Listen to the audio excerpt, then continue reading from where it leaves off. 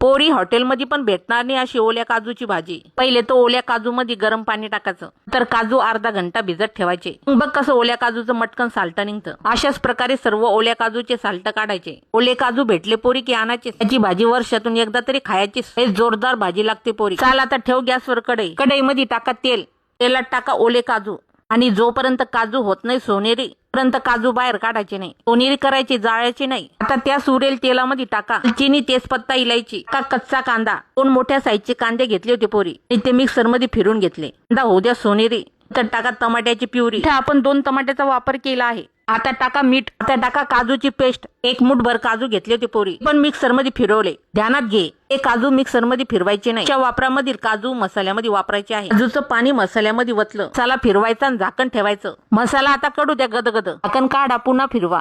टाका दही, तिला करा मसाल्यामध्ये मिक्स। दही मिक्स झालं की टाका सुके मसाले। त्या मसाल्यामध्ये आपण धनिया पावडर, मिरची पावडर, किचन किंग मसाला, गरम मसाला, हळद एवढे मसाले घेतले आहे। आता हे गरम मसाले पण परता खमंग।